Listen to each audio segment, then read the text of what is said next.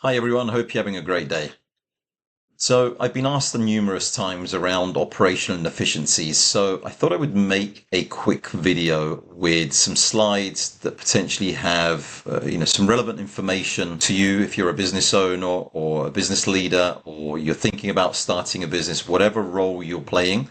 Hopefully this may be of use to you. And what I wanted to do was create just some pointers in relation to things that people could look at when we're talking about operational inefficiencies.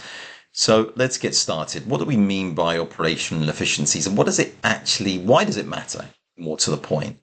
So it matters because the impact on your business is that great that potentially you could lose money, you could lose a whole load of time, and more importantly, you could also lose a load of momentum to make even more money, which is extremely important when you're either starting out in business or you're looking to scale a business. You want that momentum to keep moving you forward and you and your team pushing you in the right direction. So these are areas that of importance because, as you can see, they have such a fundamental impact on your business that if you don't pay attention, in the end, it could have a detrimental impact, meaning that your business will not survive.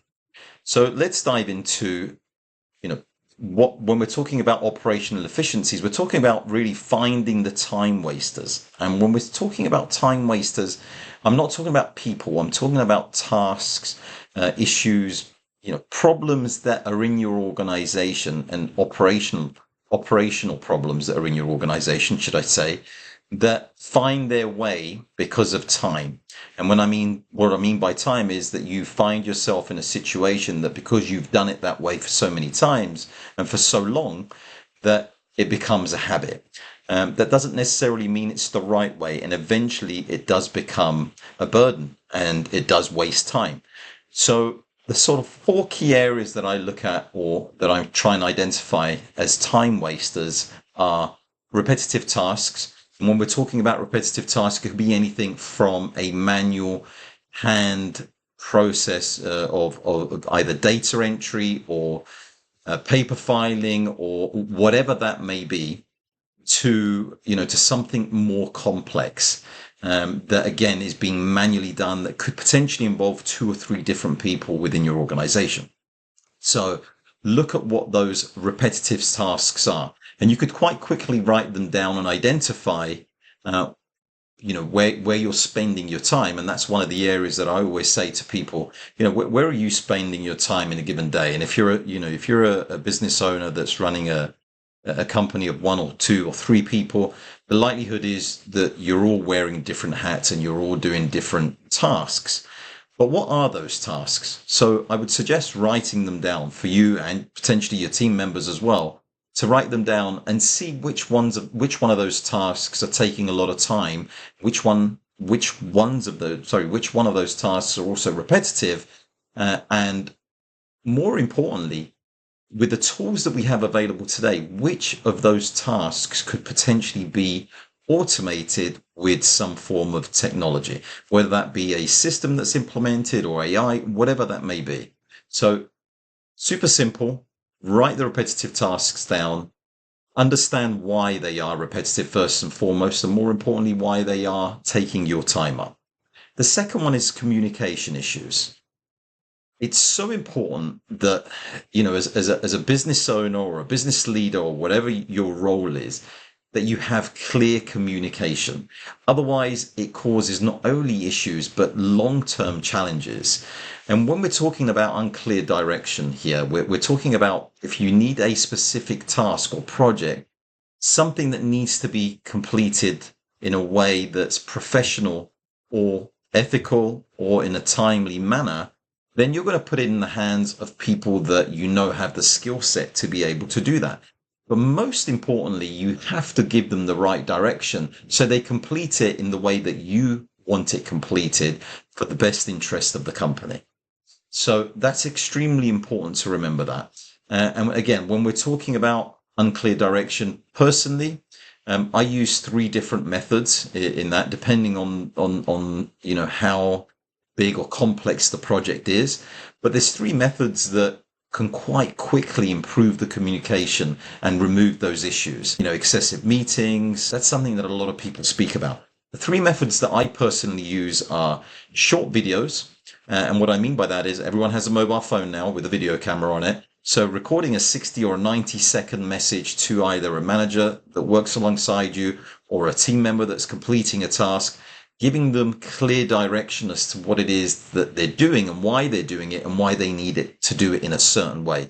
That's really, really helpful. It also always end the message by asking them if they have any questions or whatever else to please come back to you, because it leaves the door open that if they are unclear, then they can come back to you and ask some questions, which quite quickly, again, within 60 to 90 seconds, you can resolve those questions or queries that they may have.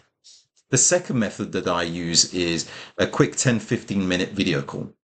Again, resolves any potential issues down the road, and more importantly, allows again to have questions and answer sessions within that short time frame. So that's the two methods. And then the third one, if you're in an office environment, again, I'm not saying that you have 10-15 minute meetings all day, but to have one or two throughout the day with key people that potentially are looking to complete certain tasks or projects is very, very helpful for them as well, and they feel supported.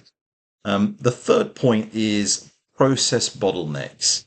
And when we're talking about process bottlenecks, you've got to look at your processes within your company. And if you haven't got them documented, that's fine. But I would suggest that you start documenting those processes through workflows.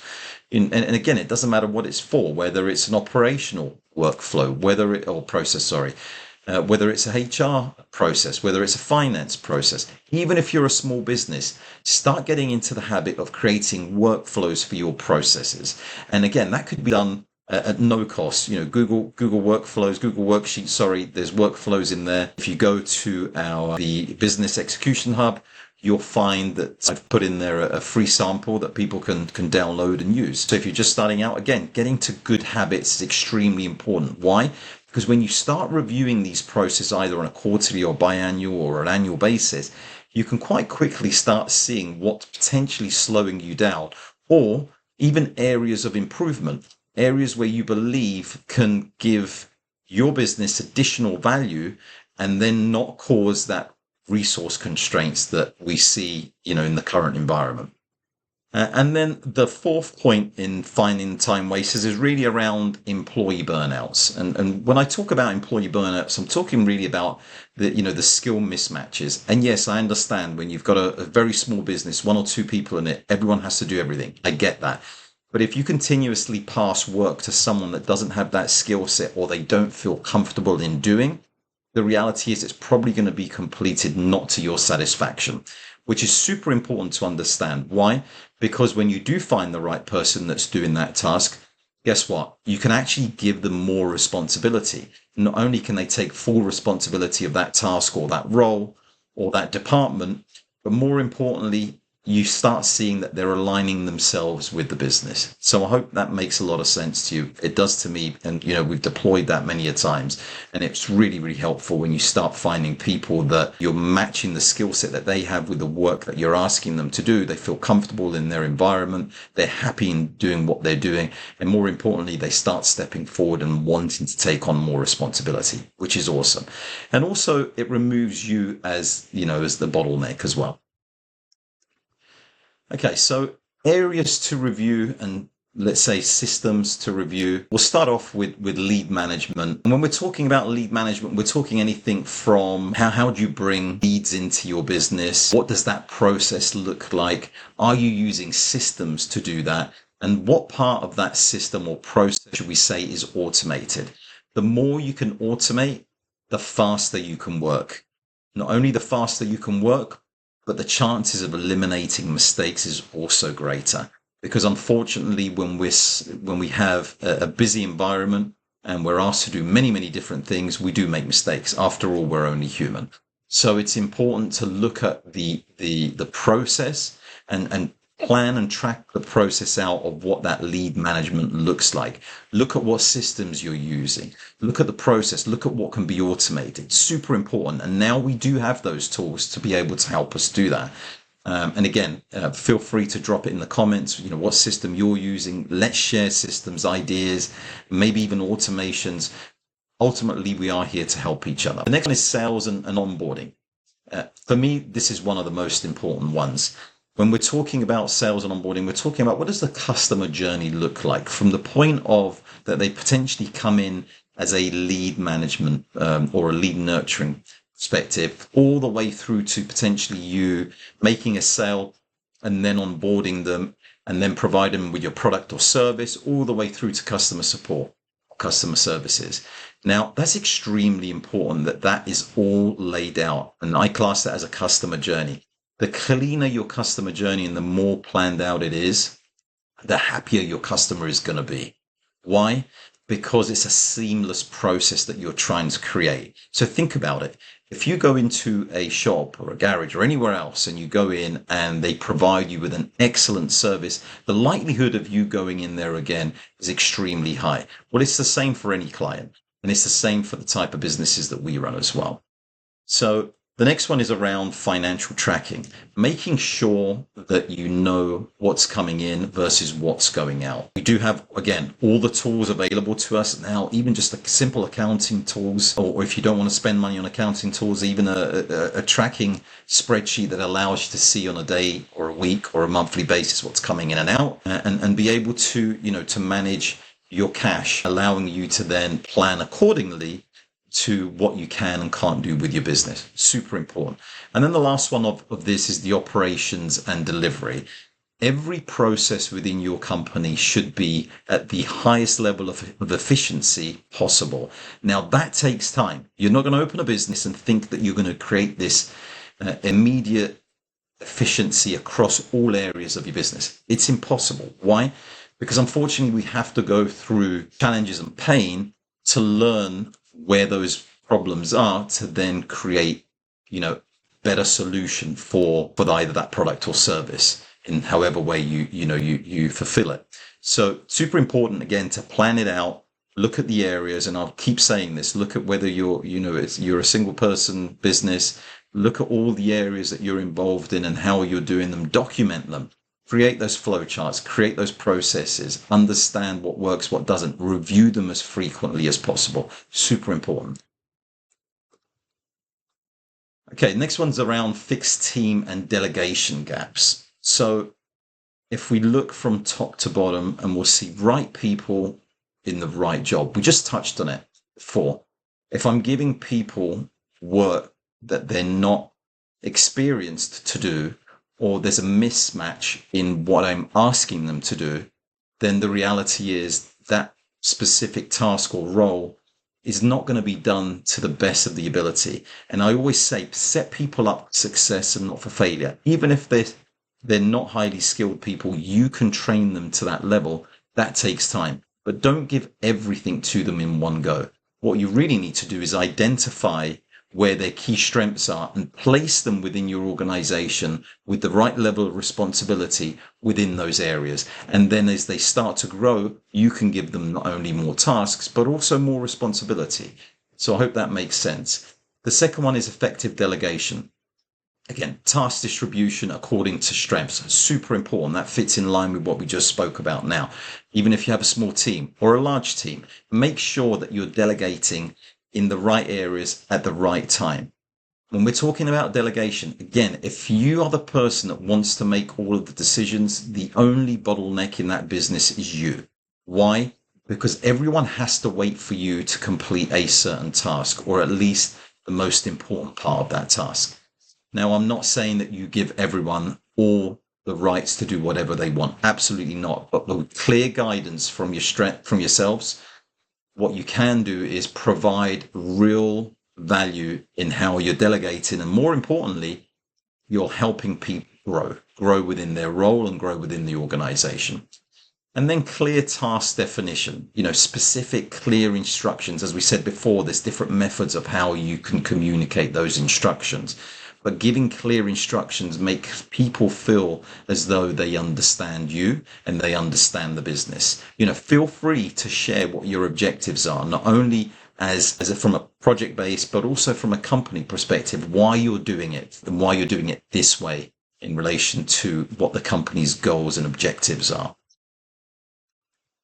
Okay, the final slide is really around implementation and roadmap. So what does that look like? Well, again, we spoke about it time and time again.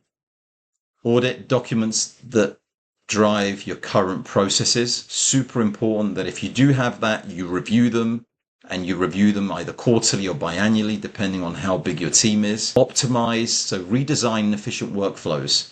You don't need to have any fancy tool. You can do this with the tools, some free tools that are available, but it's important that you put these workflows to good use, because otherwise you will find that your business will start falling behind because you're just repeating. You're rinsing and repeating, and you don't want to be at that stage there. Implementing, so deploying new systems gradually. Don't go out there and get all the latest and greatest stuff. I always say, look at one or two tools that could potentially help you in your business.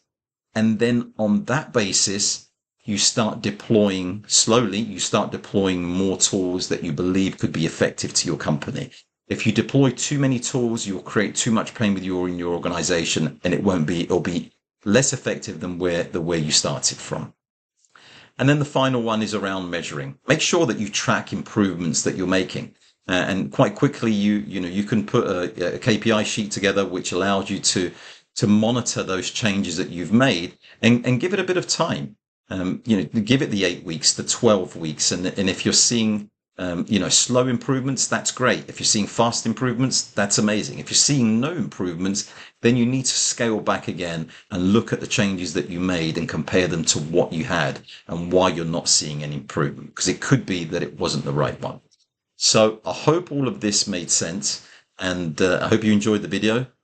Please, if you're not following the Business Execution Hub on the School community, it's a free community. Please join us and share your experiences. That's what the community is about. And if you are inside the community, please continue to share your experiences, because it's extremely important that that's how we help each other. Have a good day. Take care.